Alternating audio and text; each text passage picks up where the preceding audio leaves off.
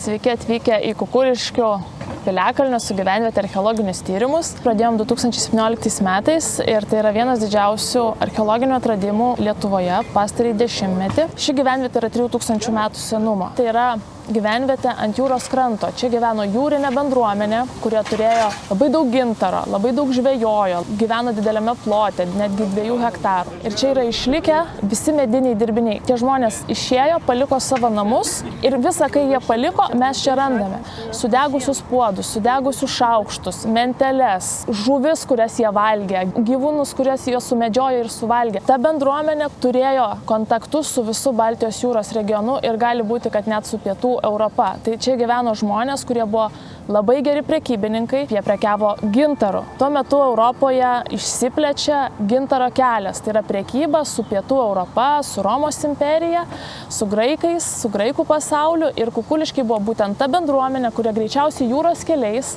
prekiavo gintaru su kitomis civilizacijomis. O ką jie gaudavo mainais? Mainais jie gaudavo bronzą. Šita terasa yra labai šaltiniuota, pavyzdžiui, Olando kepurė, jinai eroduoja nuolatos, būtent dėl šaltinių. Ir būtent vanduo sudaro sąlygas, kad išliktų organiniai dirbiniai. Nes tarkim, jeigu būtų vien tik tai smėlis, viskas jau būtų suirę seniausiai ir mes aptiktume ką? Keramikos, gal kokius apirusius kauliukus, bet nieko daugiau.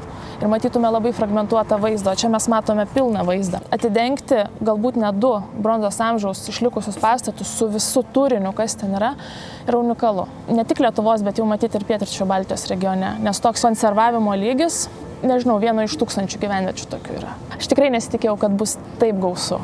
Tikrai. Ir dabar, kuo mes giliau kasim, tuo bus dar daugiau struktūrų, tuo daugiau medinių ir dirbinių ir dar visko bus daugiau. Čia tik pradžia.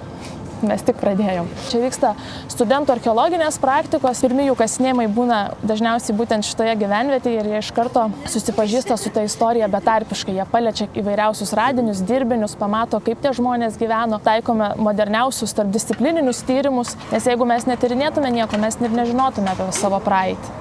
O ką reiškia žinoti savo praeitį? Tai reiškia, kad mes tvirtai stovim ant pagrindo, mes žinom, kas mes esam, iš kur mes atėjom. Ir kodėl mes esam čia ir kodėl mes esam tokie. Tai yra praeities pažinimas ir archeologija prie to prisideda, prie mūsų visų savimonės.